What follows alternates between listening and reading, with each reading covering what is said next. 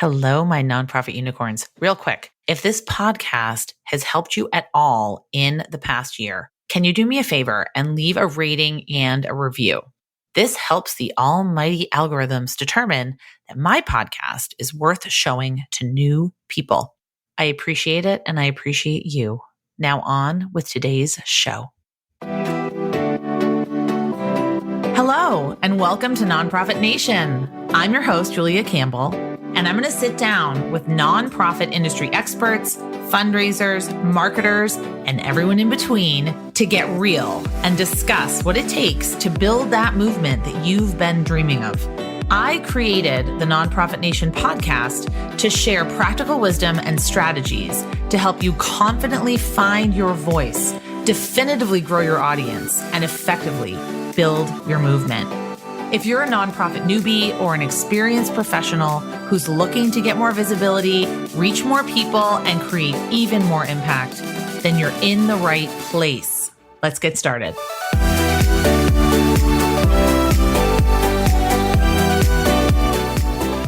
Hello, everyone. Welcome back to the Nonprofit Nation podcast. I'm your host, Julia Campbell. I am so thrilled to be here with you. Today's topic, fund development and how it's different from fundraising and how you can do it better. And my guest is Croom. She's an experienced fund development executive with 20 years of experience. And to date, she's raised close to $400 million for nonprofits of all sizes across the nation in a variety of cause areas, including STEM, housing and homelessness, youth development, education, HIV/AIDS, and more. Kia is a fundraiser and a digital marketer who's energized about working with agencies committed to improving the quality of life for Black and Brown people in underserved communities. And in 2021, Kia launched the Black Fundraisers podcast. Everyone check it out in your app to celebrate, inspire, and equip Black fund development professionals to excel and positively impact Black communities. And I've been listening to the podcast, and some of my favorite episodes, ones I really recommend that you check out. Johnnetta Cole, the first Black woman president of Spelman College and later Bennett College, social entrepreneur and author Trabian Shorters, who I absolutely love, talks about ethical storytelling, asset framing and fundraising, and fundraising executive Dianna Campbell. So there's some podcast listening for you. So Kia, welcome to the podcast. Hi, I'm happy to be here. I'm so excited. So you say on LinkedIn, I didn't choose a career in fundraising. Fundraising chose me. So tell me about your journey and how you became a fundraiser. Sure. Interesting story. I'll give you the short of the long. I went to an HBCU, Clark Atlanta University, majored in journalism, and I actually had ambitions to become a broadcast anchor because growing up in Oakland in the Bay Area, one of the first Black professional women that I ever saw would come on my TV in the mornings when my mother would get me and my sister ready for school. Her name was Faith Fancher. And I can't remember what network she was on, but anyway, she was always really well put together. She was beautiful. You know, it just seemed like a glamorous job, right? And it just goes to show how much representation matters. But anywho, I wanted to be like Faith Fancher. I wanted to be a broadcast anchor. I wanted to share news, good, bad, otherwise, right? And I get to college, and one of the first things that I did was I got involved with a local nonprofit.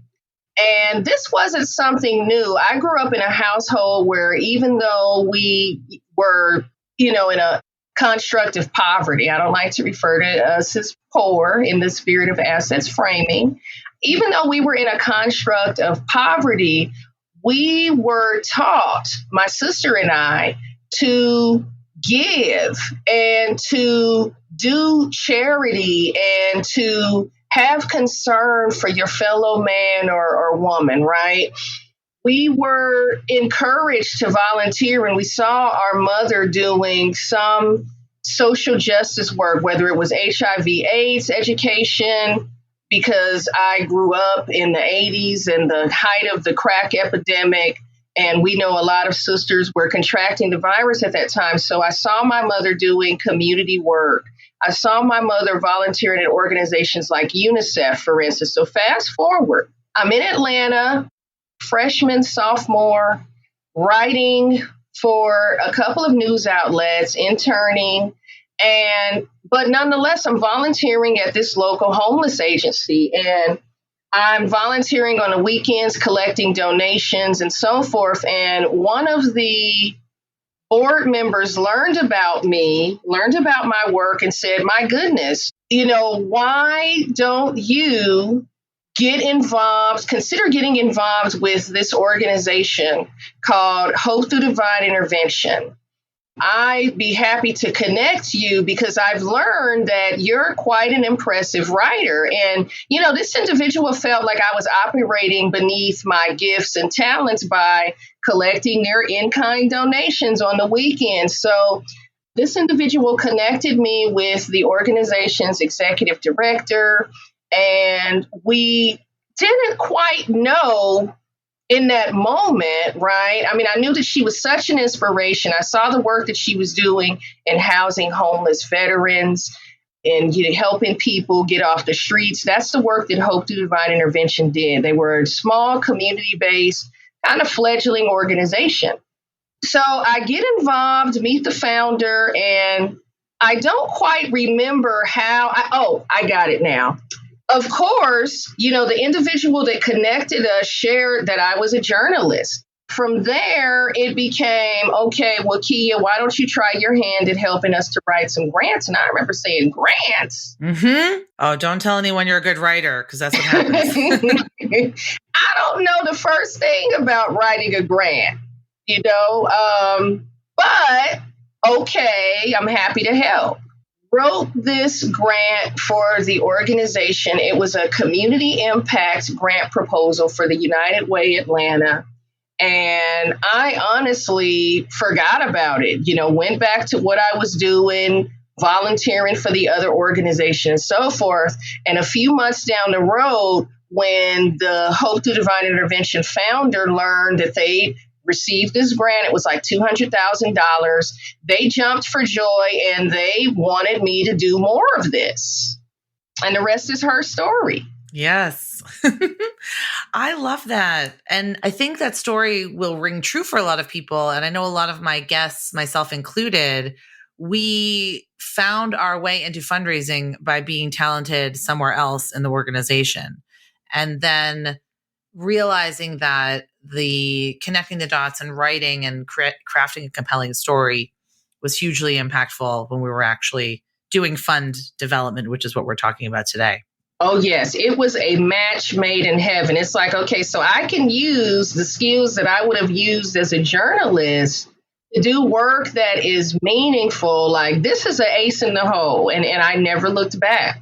So I really appreciate what you wrote on LinkedIn and on your website. You have a personal goal to engage and coach 1,000 Black fund development officers over the next 5 years. So tell me about that and how this works.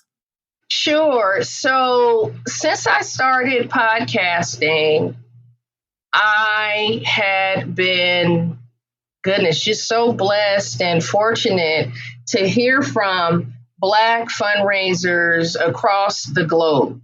We're talking folks in Canada and the United Kingdom and Africa, domestically, all over the place that are wanting to know, okay, first and foremost, not so much about fundraising strategy, but more or less, how do you survive, right? How have you survived working in this sector for 20 years?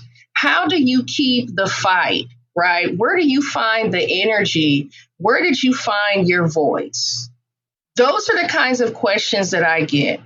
And I think that as a result of us, and when I say us, I'm referring to my tribe as Black fundraisers, not always having those resources and connections to mentorship is really important, because it's one thing to be doing the work, especially working inside organizations where we don't necessarily enjoy inclusion. The mentorship and supports are a big part of what keeps us in the work, right? Having that tribe, having that community to affirm. You asked me, how does it work? Essentially, the way that it works is I've created a fundraising initiative called Fundraising in Black. And it is a fundraising capacity building program. I'm offering a series of fundraising capacity building courses targeted to Black fundraisers, but I'm not forsaking my brown brothers and sisters either. So while I say Black fundraisers, just know that it's interchangeable for brown, right? I'm taking this show on the road and convening groups of Black and brown fundraisers across the country, teaching my learnings over the years, things that you don't necessarily learn in a book that you learn with trial and error, whether it's conducting A/B split tests on subject lines, right, for your e-campaigns, or leveling up your digital strategy, or creating a corporate partnership initiative, right? A comprehensive one. And just really with the goal and intention to help organizations run by Black and brown individuals to level up their strategies. I think that's fantastic. And I think it's very needed, just from a lot of guests that I've had and conversations I've heard in the sector. So I do want to talk about your podcast in just a minute. But I also have a question for you, because it was something that intrigued me in a lot of the writing that you do and your LinkedIn profile. You focus on fund development. So for all of those fundraisers out there, or people that are not familiar with the sector, what is the distinction between fundraising and fund development?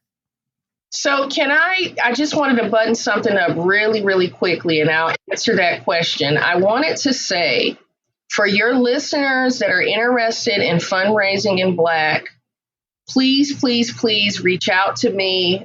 If you wish to partner to bring fundraising in Black to your community, you can drop me a line via LinkedIn, or you can email me directly at croomkia@gmail.com. I just wanted to button that up. Absolutely. I will put all the links in the show notes as well, so people will be able to contact you. And it's fundraisinginblack.org. Okay.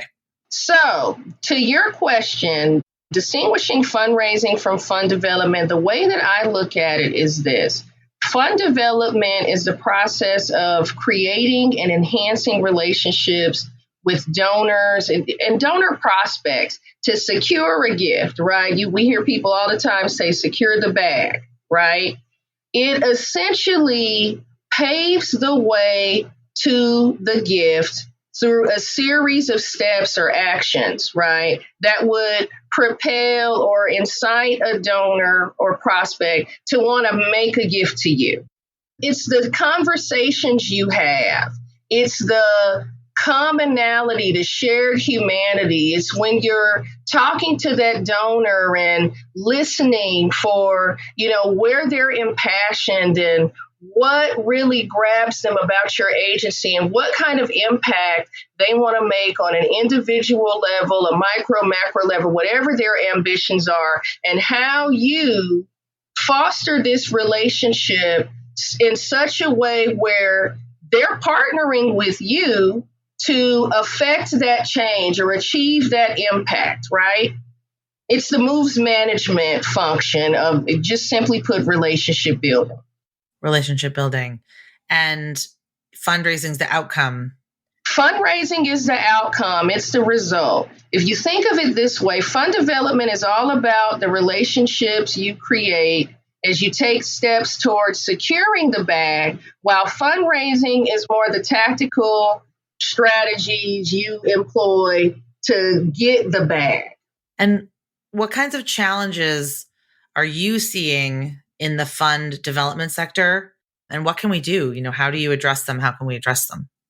One of the cardinal challenges that I see for Black fundraisers of color in particularly, and speaking for myself, my lived experience as a Black fundraiser. Organizations, particularly those led by Black and Brown people, do not always have the social currency that some other organizations have, right? What do I mean by that? If you come from, and I joke about this all the time, kind of the rough side of the mountain, like I did, you come from an underserved community, an inner city. I didn't have a mother or father that was in a fraternity. They did have a PhD in, the School of Hard Knocks, but, they weren't Stanford, Harvard, or, any university for that matter, right? So with that being said, those networks that you want to call on as a fundraiser and dial for dollars, if you will, they're not always available. We don't always have that access, right? So the relationship building aspect or that fund development is really, really key. Who are you creating and fostering relationships with? And are you or are they willing to open their network up to you, right? To give you more social currency to validate or not. And I don't mean to validate to suggest that the work one is doing has to be validated by, a particular funder. But what I'm saying is, we need those door openers and those sponsors, those access to those relationships that are not necessarily always readily available to us. That is a grand challenge that I see play out in the sector as it pertains to, fundraisers of color. And I think that, it really leads into a lot of the studies that I have seen done by like AFP, the Association of Fundraising Professionals, where, when I shared with you the statistic, 60% of Black fund development professionals left their job because they experienced discrimination. And I'm sure it was also a result of experiencing discrimination around these kinds of relationships that maybe they were expected to bring to the table or other people had. And, there's all sorts of ways that can lead to discrimination. But how can, and I know this is a huge question, how can we, for me as a cis white woman committed to anti-racism, but how can nonprofits and allies be more intentional about creating an inclusive workplace and supporting Black fund development professionals in a more intentional way? Sure. So what I often say to my white allies and counterparts that, really want to lift us up is to be willing to be what I call accomplices, right? And when I say accomplices, I always get a chuckle from the individual I'm talking to. I've had people to react and say, accomplice, that sounds like, a co-conspirator in a crime, right? And what I say to them is, listen, the workplace racial trauma and the discrimination that Black fund development professionals are experiencing, we've seen discrimination and racism rise to a level of criminal activity. We've seen that play out in the media, right? How those biases have resulted in deaths of Black men, Black women, and so forth. So when I say accomplice, that's what I mean, and I mean that for shock value. Here's a couple of things that are necessary for those wanting to be more intentional about creating inclusive workplaces for not just Blacks, but anybody, whether you're from a racial group, social group, or otherwise. Accomplices, you know who you are, but do the organizations know who you are? Are you using your voice? Are you elevating the perspectives of your counterparts who you're witnessing are being microaggressed, oppressed, repressed, you name it? When you're in those Zoom rooms or you're in those board rooms and one of your counterparts has a suggestion And I've personally experienced this, and I don't claim to be the brightest bulb in the bunch, but I come up with some pretty darn good ideas on the fly.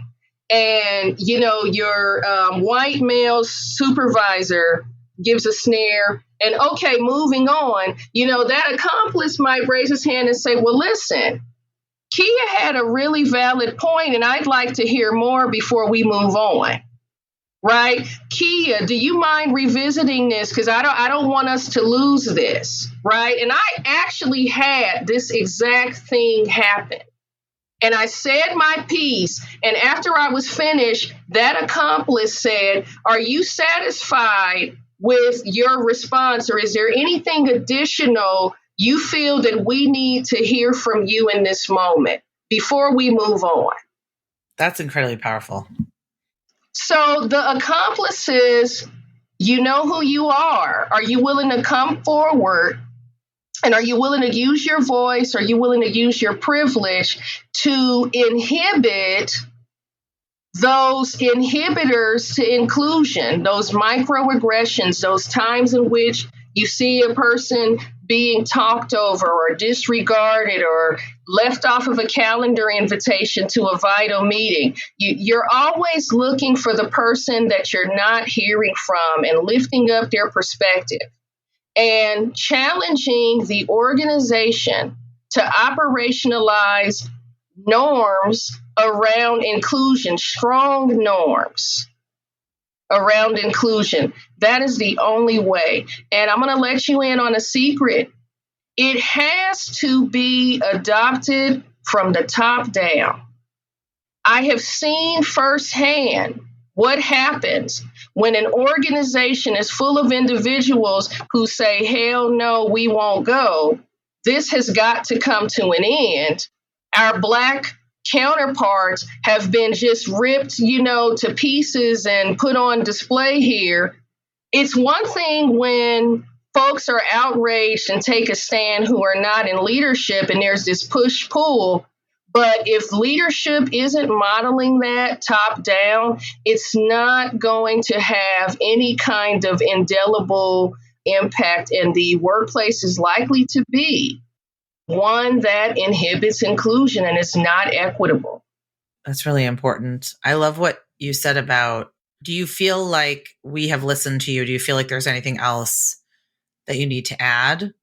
And I think it's important for people listening, and I recognize this as well as an accomplice, that it's vitally important that we do not rely on communities of color and Black fundraisers to bear the burden of teaching us how to be more inclusive and equitable. So thank you for sharing that. I think we, speaking for me, need to do the work ourselves as well. And I appreciate the resources that you have in this area. I mean, I don't know when you sleep. You've got this podcast and a business. You have the Just Philanthropy Initiative. Can you tell us about the Just Philanthropy Initiative? Sure. So Just Philanthropy is something that's really, really meaningful to me. Just philanthropy, right? Just philanthropy is philanthropy that is really intentional about making some kind of social impact, right? So via Just Philanthropy, I partner with companies that are willing to do the inward work and say, listen, how can we shore up the community around us, right? We have a business in this community. Let's say it's East Oakland. East Oakland still, by my estimation, resembles the 80s when I grew up there. And here we are in 2022. So via Just Philanthropy, I'm interested in partnering with companies that say, you know what, I'm not going to ignore the peril that's happening around, right? I want to be a part of the solution for this community. And I'm not coming to the table claiming that I have the answers, that I know what I need to know about the inequities, but I'm coming to the table to listen, and I'm prepared to put my money where my mouth is to help make this community better for the people that are in this community and bear the brunt of inequity. I'm prepared to show up. And that work really, really energizes me. That work has resulted in students getting resources and supplies they need, right? That work has resulted in students attaining scholarships, right? To go to college. That work has resulted in, just countless stories that, I could go on and on about how I've partnered personally with companies to make a social impact that they feel good about, that I feel good about, and that their communities feel good about. I love that so much. And I want to talk about your podcast. I saw that you're celebrating your 3rd season. Congratulations. And you started in 2021. So tell me about the podcast, what you love about it, where it's going. What's your vision for your podcast? Yeah, so I love the podcast, the Black Fundraisers podcast. I started it, had no idea who'd be listening, if they find the content, listen worthy or not. Boy, was I wrong. What did I uncover? A treasure trove. I found my tribe.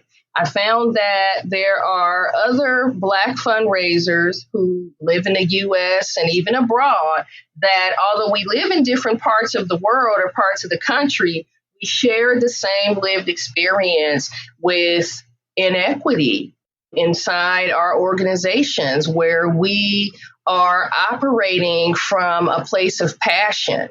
Where we're operating off of lived experience and wanting to make a societal return, but finding that our voices are bridled and that we're not being resourced and developed and supported. So I found my tribe, and while people are listening and contact me and tell me how much I do for them and how I inspire and motivate them, I think the reverse is true. I gleaned so much inspiration and so much support. And, I self-funded this thing through, these first few seasons and hadn't necessarily figured out the best way to monetize it. But it was important enough for me to keep doing it because of my commitment to ensuring that Black fundraisers get access and get information. Get access to funders, not just get information on like tactics and strategies, but people, in the philanthropic space that they can reach out to. If you're listening to the philanthropy table talks, you can reach out to those philanthropies. They want to hear from you and be in relationship with you. So it's my contribution to my tribe, my community, of kind of trying to bridge that gap, if you will. Well, Black Fundraisers podcast, find it anywhere you're listening to this podcast. And I will put the link in the show notes. I wanted to make sure that I highlight for people that are kind of looking like where do they start? I know on your website, kiacroom.com, you have this great free nonprofit DEI resource hub. And it's designed to give nonprofits a lot of the tools that we've talked about today, but also to go further to help them improve their diversity and inclusion practices. So where do you think they should start first? I know the hub is a great resource, but if we're just overwhelmed and we don't know where to start, what is your top tip here? Yeah, I would encourage visitors to go to the More tab, in the website header, and go to racial equity and philanthropy. There's a bastion of resources there. The Racial Justice Resource Hub. And, and I think that it depends on what you're looking for. If you're looking for statistics like metadata, studies that build the case for, more inclusion. For instance, if you are, let's say you're a funder and you're wanting to build a case for a more inclusive grant-making strategy. There's resources in the Racial Equity and Racial Justice Hub on why grant making through a racial justice lens is vital, right? When you're wanting to be a more inclusive and equitable grantor. But not only that, the how, what are some strategies that you might employ? Now, for someone who wants more opinion pieces, blogs, for someone who kind of wants to search themselves and see where they sit, in this dialogue, in this discourse, there's the blogs, opinion pieces. I tried to really segment this material out so that folks could really get a good idea of what they're looking for. If you're looking for resources on COVID-19, racism and equity, I remember when the CDC declared racism a public health threat, right? You can find those resources there. That's wonderful. I love that it's a free resource. It's really very comprehensive. So I encourage everybody to take some time to go through it. And our last question that I think I want to start asking at the end of every podcast, because it's such a fantastic question. When you did an interview with the African American Development Officers Network, they asked you, how do you want to be remembered as a professional? And I'd love to ask you that question here. Yeah, this is a great question. And I simply want to be remembered as a champion for racial justice. I look at my career, I look at the organizations that I've had the pleasure and privilege of representing and working for or working with, and they've all been organizations responding to inequity, right? The inequities are the result of a very systemic issue of, structural racism or systemic racism, institutional racism, right? I wasn't so intentional about that, but as I looked at, the causes, whether it's human service, making sure that people have meals and housing, education, I want to be remembered as a champion for justice for people of color, communities of color, a person that fought to ensure communities of color are resourced to thrive. Because it's my belief, and I don't believe that this is just Croom conjecture here. It's my belief that we will see improved community outcomes once communities of color, under-resourced communities, get the services and supports they need in order to thrive. I think that it will make life better for everybody. And on that note, I think we should end there. That's fantastic. Thank you so much for being on the podcast, Kia. Thank you. I've had a wonderful time talking with you. Yes. All right, everyone, go to Kia Croom.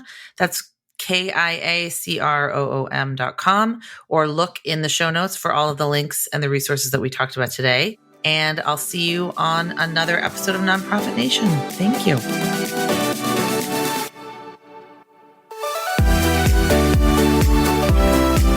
Well, hey there. I wanted to say thank you for tuning into my show and for listening all the way to the end.